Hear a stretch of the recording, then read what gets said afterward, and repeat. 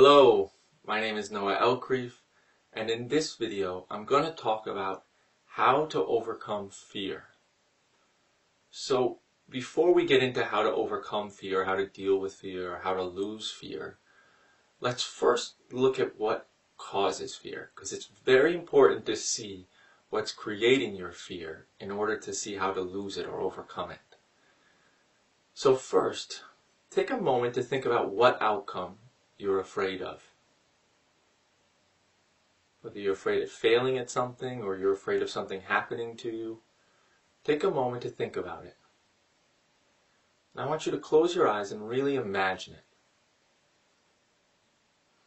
When you imagine this outcome, when you think about it, how do you feel? Well, you feel afraid, you feel fear, you feel pounding in your heart or tension in your chest or pressure in your chest, something along those lines. Or maybe you feel it in your stomach, right? Or maybe you feel butterflies, something along those lines. So a moment ago, you probably didn't have that. And as soon as you start thinking about it, fear is created. So if as soon as you start thinking, a feeling is created, the feeling must be the result of thinking. Right? There's nothing factually happening to you right now to create fear. If you look around the room, almost certainly there's nothing factually to create fear. You may think something might happen, but if nothing is happening now, fear can't be created by anything happening, anything factual, anything in reality.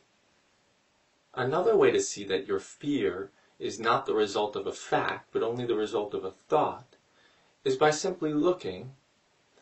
If a situation created fear, then you couldn't escape it simply by distracting yourself from thoughts. But yet, no matter what situation you're in, if there's fear, right? If you distract yourself from thoughts, either you get your favorite food, or you start talking to someone else, or you think about something else for a moment, or you turn on the TV or something, you can be distracted from that fear and you forget all about it. Right? It may be harder in some situations than others, but if at any moment you experienced how distracting yourself from thoughts gets rid of fear, then you know it's only thoughts that's creating that fear. So now that we see that fear is the result of thoughts, let's put it a little differently. Okay? So fear is not the result of thoughts. Fear is the result of believing thoughts to be true. Okay? So if somebody approaches you, if you're sitting down and someone approaches you and says the world is going to end tomorrow, and you believe them, how do you feel? Well, you feel afraid, fearful perhaps. But if you don't believe them, if this person walks up to you and says the world is going to end tomorrow, but they don't seem like a credible source of information on that subject, so you just don't believe what they say, then how do you feel? Well, you feel nothing. If you don't believe what they say, you don't feel anything. So what that shows you is that when you believe somebody's words to be true, they create emotions. When you believe that a bad outcome is happening tomorrow, the words that a bad outcome is happening tomorrow, you feel fear. But when you don't believe those same exact words, you feel nothing. Well, the same is true with the words in your mind. When you believe that a bad outcome is happening, or that a bad outcome is possible, you feel afraid. But if you don't believe those exact same words, those exact same thoughts, if you simply don't believe them, then they don't create fear. They don't create anxiety. They don't create emotions. It doesn't even matter if they're playing in your head. It's like somebody talking nonsense in front of you, or the radio playing in front of you. But you don't believe anything they say, so they can talk all day. It doesn't matter. Right? So, the next obvious question is, so how do I deal with those thoughts? How do I stop believing them? Well, if you have fear, it is because you are believing that a specific outcome in the future would be bad. It would be bad if this happened to me, or it would be best if I got a particular outcome, and therefore any other outcome would be worse. Right? So for example, if you think it would be best to get a promotion, best to pass a test, best to get the job offer after going on an interview, then you will obviously think it's worse to do poorly on the test, worse to not get the offer, worse to not get promoted. or worse, to not get the girl, something along those lines. So in order to lose your fear, you have to see that you don't know whether a particular outcome is good or bad for your life. Okay? Well, there's two ways. So one is to see whether you don't know whether it's good or bad for your life. So in order to see that you don't know whether an outcome is good or bad for your life, you first need to take a big step back and ask yourself, what do I want in life more than anything else? What is the number one most important thing to me? What do I want more than anything else in life? Not my top few most important things. What is number one? If you're really willing and honest to ask yourself that question, you will discover that what you want more than anything else is peace and happiness. You might think that you want success, but the reason you want success is only because you hope it will make you happy. You may think you want to get first place on a test or a sporting event or a competition of some kind. But why do you want that? Only because you hope it will make you happy. You may think you want love, a relationship, marriage. But how do you hope to feel if you get it? Happy, at peace.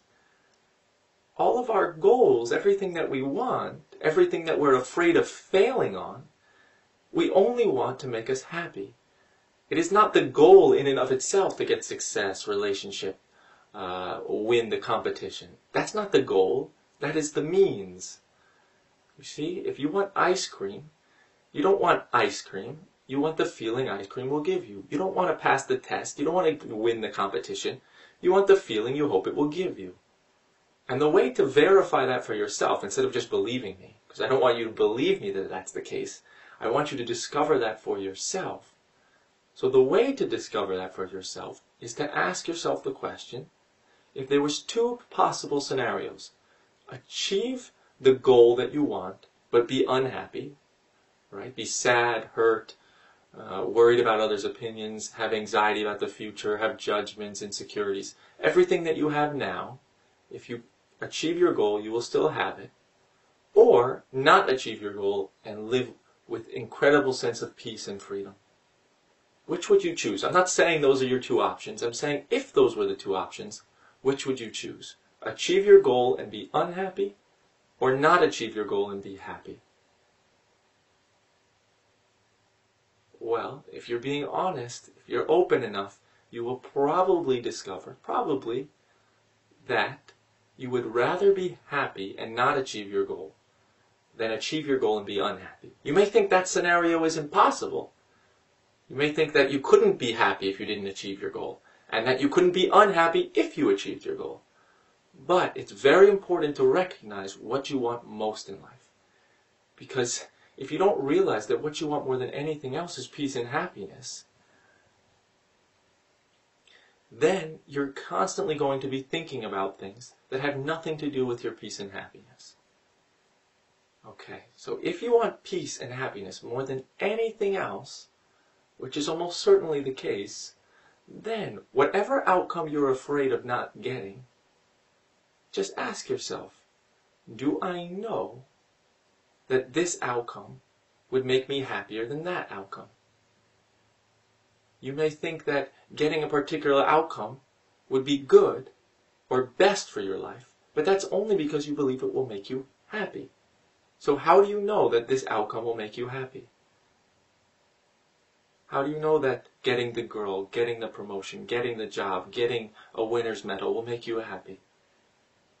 If you achieve whatever you want, you're still going to have all the same worries about others' opinions, shame about yourself, insecurity about your personality, your looks, judgments, anger, problems in your relationship, problems in your job, everything else that you currently have.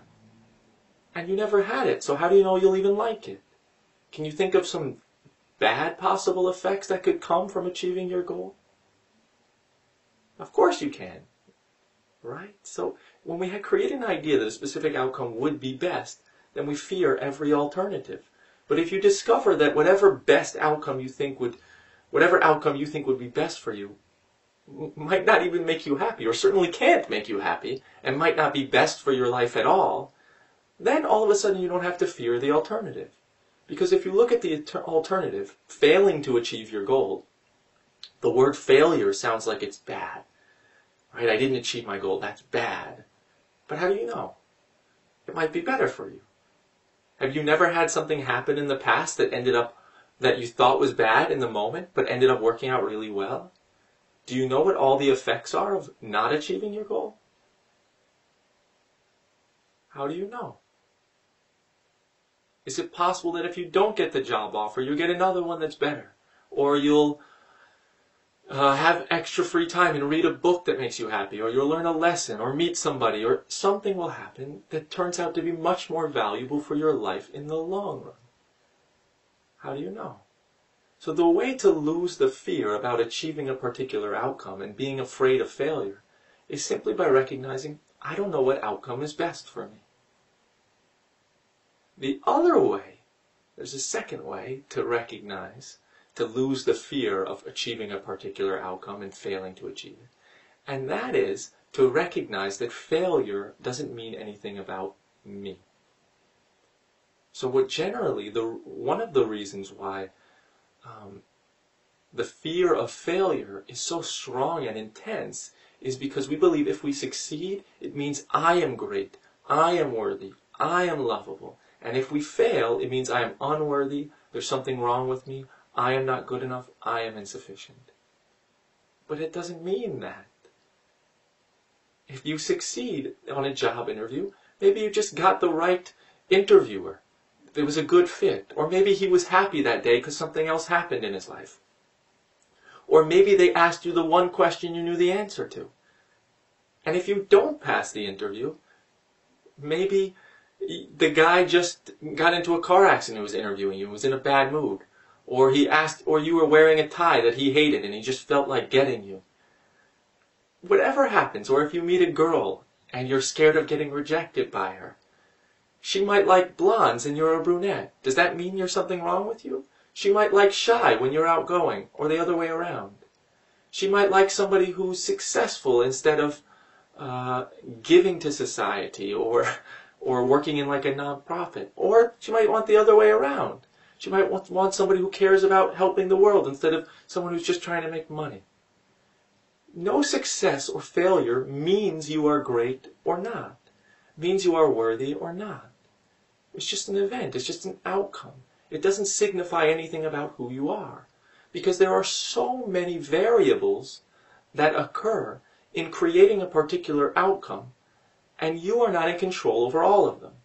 If you were the one that determined whether you got what you wanted, then you would always get what you wanted. But yet there's so many variables, right? Like I mentioned in those two examples.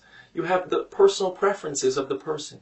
You have, or maybe you're going to an interview and you can't make it there on time, so you don't get the job offer. But you don't control whether you even make it there on time. There could be a car accident. There could be an emergency. There could be anything. So whatever outcome you fear, recognize, one, you don't know whether it's bad for you. You don't know whether it's bad for your life in the long run, because you don't know whether it will end up making you happy or not, since you don't know what all the effects are. And the second thing is, succeeding at anything doesn't mean you are worthy, great, lovable, or special. And failing doesn't mean you are unworthy, not special, or anything else. You have to recognize that key point in order to be free of the fear. So anytime you're feeling afraid, look, what story am I telling myself? The story is some version of it would be best if I got this, it would be bad if I got that. So then investigate whether you actually know that that is true. Okay, so that's it for how to overcome fear, how to deal with fear. If you have any questions, feel free to write it in the comments or send me a message. I hope you found it helpful, and thank you for watching. Hello again. If you found my video helpful or you enjoyed it, I welcome you to click on one of the videos below, as you might find them helpful as well. Or, if you want to make sure you never miss another video of mine again, you can click the subscribe button over there. And if you want my free ebook, you're welcome to click the free ebook button over there. So thanks again for watching, and I'll see you around. Bye.